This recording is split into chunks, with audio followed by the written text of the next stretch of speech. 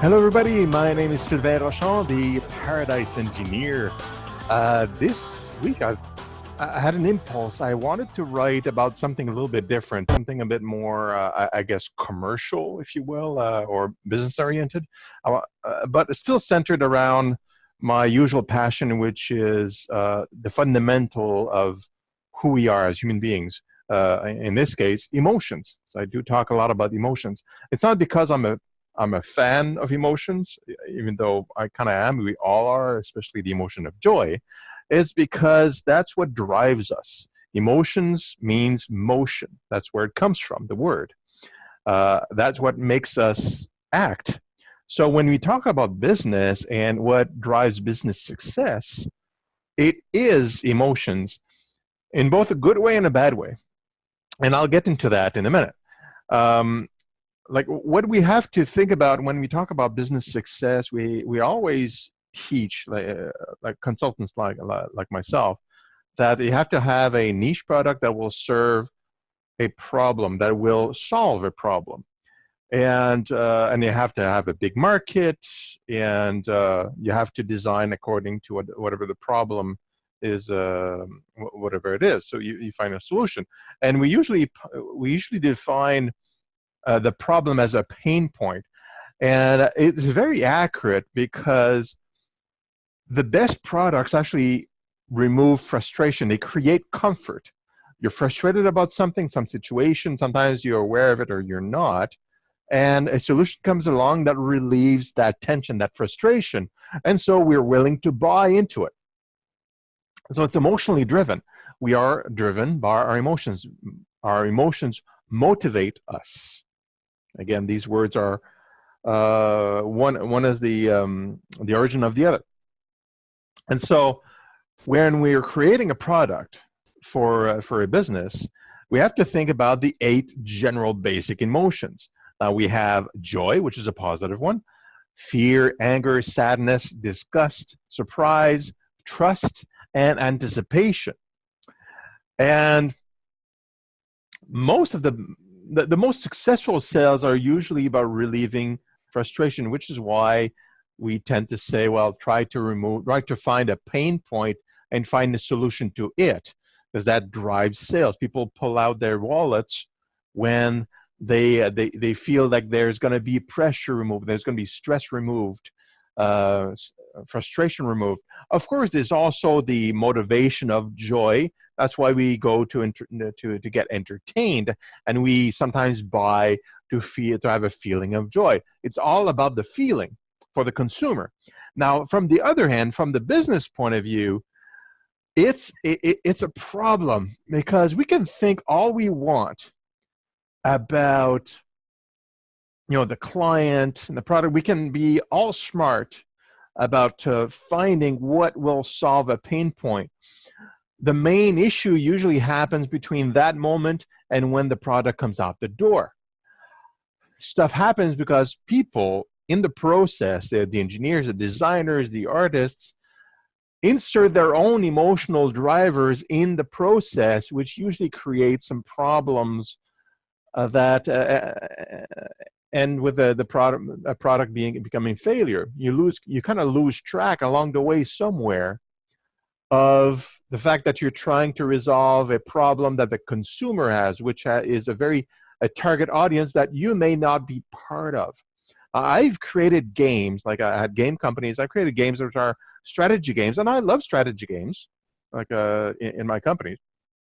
But these were board games, like chess, checkers, games that I generally don't like to play. Um, but even though I like strategy games, I don't like them all. But when we were designing the games, we're kind of making the interfaces and such, we always had to kind of ignore our own instincts, because the game is not for me or my team. It's for whoever we're targeting, for people that like chess. So we had to ask questions to people that loved chess and checkers and the games we were trying to create or similar, and ask them what they wanted and what was a good feature, what wasn't a good feature, because we were not the best candidates to actually make the design. We had to think outside of ourselves. And what happens often is that in the process, well, the designers and the engineers' emotions go into it, and there's multiple problems that come out. Uh, Now, an example, there's an article below, and I list some examples, and I have some images in there in the article. You can check it out later. It's in the down below of the video. But one of the best examples I remember from over 10 years ago is when Google search actually started. I remember I was using the internet quite a bit. I was doing searches just like everybody was doing at the time, especially geeks like myself. And we had multiple different search engines to choose from. And they were all cluttered. We all complained that they were slow and also giving results that were less than ideal. We had to do multiple searches to find whatever we were looking for. So there was some frustration, but it was a fantastic tool because it was the beginning of search and the internet. We were able to find information way easier than just going to the library, for example. It was way, way better, but they were cumbersome and cluttered and clunky. When Google search arrived, it was a recommendation from a friend, like, try this one. I just found it from a friend of mine or something. Google searched. The interface was super clean. Here's an example. This is what it looked like. It was even more cluttered then than it is now. It's actually cleaned up even more.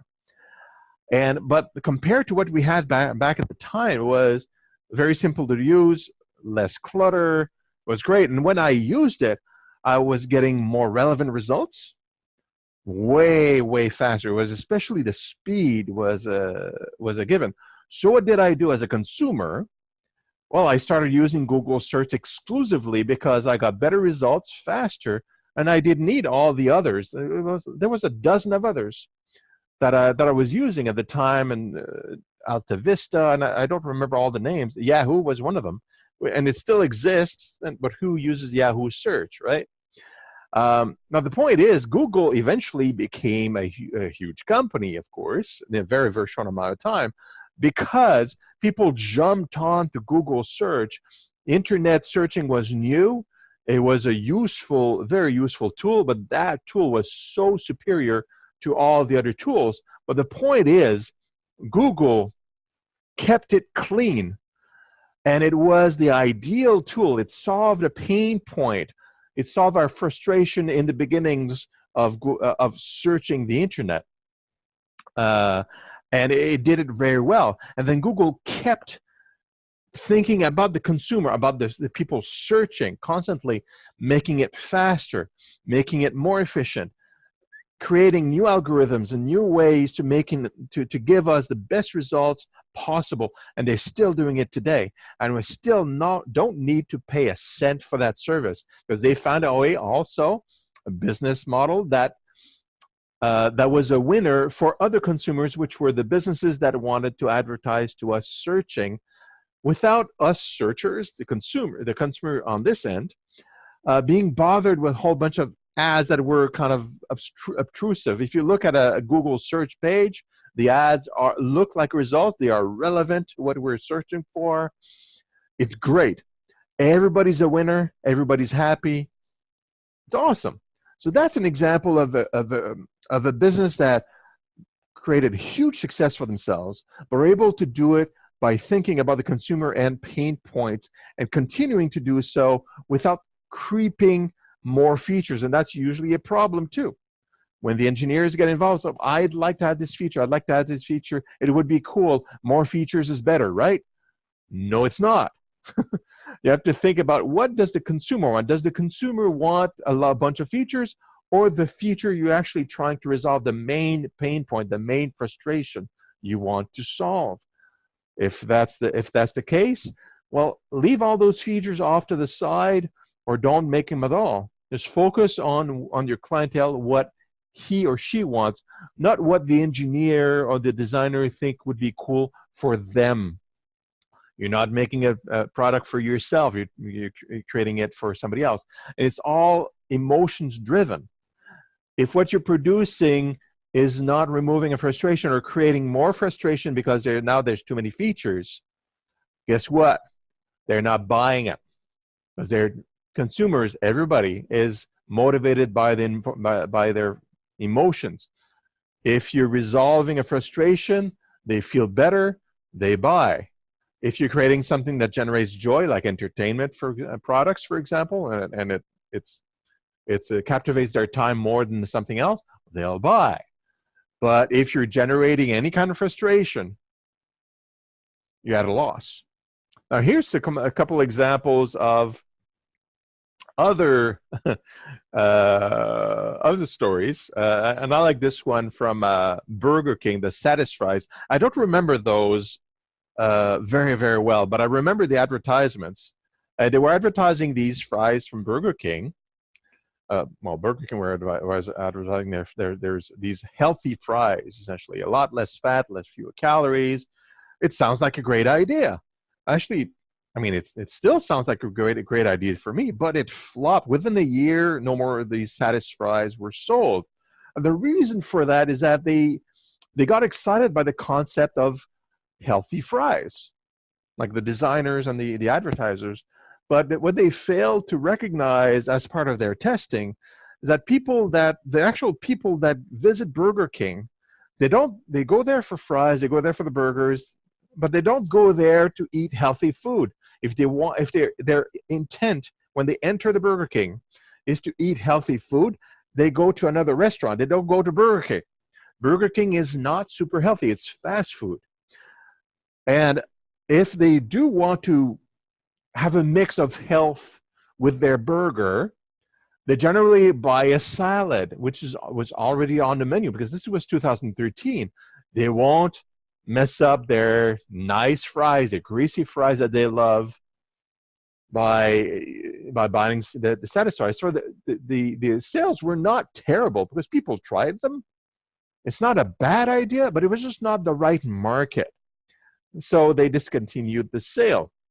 And that's an example of just not thinking about the consumer. You're thinking about, I don't know if they were thinking about themselves, it's a great idea. And maybe the Burger King designers or the advertisers were not a very big Burger King consumers. I don't know. But the problem is that they spend millions of dollars on advertising, on design, on conceptualizing, and the sales just weren't there. It was a big flop. And here's another one. This is a little bit older, but I remember this because even though I don't listen to music a whole lot, I remember the iPod when it came out. It was a huge success. And shortly after, Microsoft knew this was coming. When there wasn't like digital music, it was MP3s. It was new because people were buying CDs. iPod from Apple resolved a huge pain point because CDs were expensive. You couldn't really pick and choose the songs.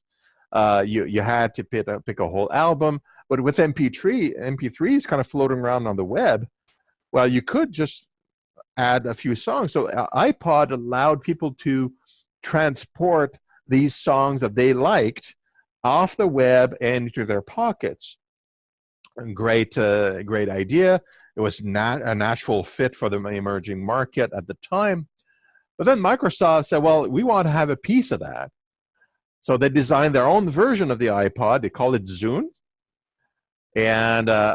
which also treats with MP3s, basically similar design, same pain point, same demographic entirely. It was the same price point as well.